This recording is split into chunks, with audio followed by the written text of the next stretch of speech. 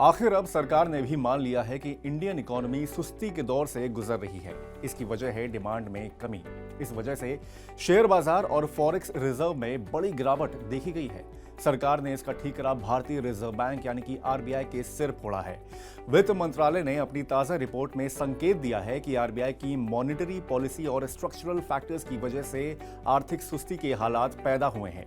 खास बात यह है कि आर्थिक सुस्ती के बारे में वित्त मंत्रालय ने पहली बार आधिकारिक टिप्पणी की है, जिसमें आरबीआई को बलि का बकरा बनाया गया है। दरअसल वित्त वर्ष 2024-25 की दूसरी तिमाही में देश की आर्थिक विकास दर घटकर 5.4% रह गई। आर्थिक वृद्धि का यह पिछले 7 तिमाही का निचला स्तर है। इस वजह से आरबीआई पर ब्याज दरों में कटौती का दबाव बढ़ गया है, जबकि केंद्रीय बैंक ने महंगाई को काबू में रखने के लिए दिसंबर में लगातार 11वीं बार पॉलिसी रेट में कोई बदलाव नहीं किया है। केंद्रीय वित्त मंत्री निर्मला सीतारमण और वाणिज्य मंत्री पीयूष गोयल ब्याज दरों में कटौती की जरूरत बता चुके हैं, लेकिन आरबीआई के पूर्व गवर्नर शक्तिकांत दास अपने रुख से टस से मस नहीं हुए। आरबीआई ने पिछली बार 22 मई 2020 को नीतिगत ब्याज दर रेपो को 0.4% घटाकर 4% किया था।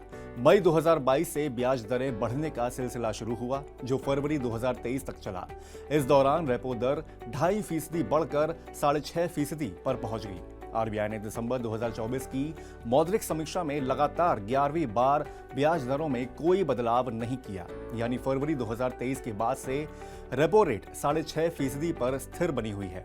इस तरह 4 साल से ज्यादा समय से नीतिगत दरों में कोई कटौती नहीं हुई है। इस दौरान आरबीआई गवर्नर शक्तिकांत दास ही रहे, जो 11 दिसंबर को अपने पद से रिटायर हो गए। आरबीआई गवर्नर के पद को अब वित्त मंत्रालय में राजस्व सचिव रहे संजय मल्होत्रा संभाल रहे हैं। दरअसल शहरी खपत में आई कमी ने आर्थिक वृद्धि को पटरी पर लाने की कवायद में जुटे पॉलिसी मेकर्स को चिंता में डाल दिया है। वित्त मंत्रालय की मासिक आर्थिक रिपोर्ट में उम्मीद जताई गई है कि वित्त वर्ष 2025 की दूसरी छमाही में आर्थिक विकास दर पहली छमाही की तुलना में बेहतर रहेगी। रिपोर्ट में कहा गया है कि इस बात से इनकार नहीं किया जा सकता कि आरबीआई की मॉनेटरी पॉलिसी और स्ट्रक्चरल फैक्टर्स पहली छमाही की आर्थिक सुस्ती के कारक रहे हैं। हालांकि वित्त मंत्रालय की इस रिपोर्ट में आरबीआई की दिसंबर की बैठक में कैश रिजर्व रेशियो यानी कि सीआरआर को 4.5 से घटाकर 4% करने के केंद्रीय बैंक के कदम की सराहना की गई है। रिपोर्ट के अनुसार इस कदम से क्रेडिट ग्रोथ यानी कि कर्ज की मांग को बढ़ावा देने में मदद मिलेगी। पिछले कुछ महीने से क्रेडिट ग्रोथ में कुछ गिरावट देखने को मिली है। क्रेडिट ग्रोथ में कमी आने से कॉरपोरेट सेक्टर में भर्ती और शहरी खपत में कमी देखने को मिली है। इससे पूर्व वित्त मंत्री निर्मला सीतारमण ने कहा था कि लोकसभा के आम चुनावों के कारण अप्रैल-जून तिमाही के दौरान सरकारी खर्च घट गया था। इससे आर्थिक विकास दर पर दबाव बढ़ा है। वित्त वर्ष की तीसरी तिमाही की ग्रोथ में तेजी आने की उम्मीद है। रिपोर्ट में अनुमान जताया गया था कि चालू वित्त वर्ष में जीडीपी ग्रोथ 6.5% रहेगी, लेकिन वैश्विक स्तर पर उभर रही नई अनिश्चितताएं ग्रोथ की चाल को प्रभावित कर सकती हैं। वित्त मंत्रालय के आर्थिक मामलों के विभाग की ओर से तैयार इस रिपोर्ट में कहा गया है कि ग्लोबल ट्रेड में वृद्धि पहले की तुलना में ज्यादा दबाव में दिख रही है।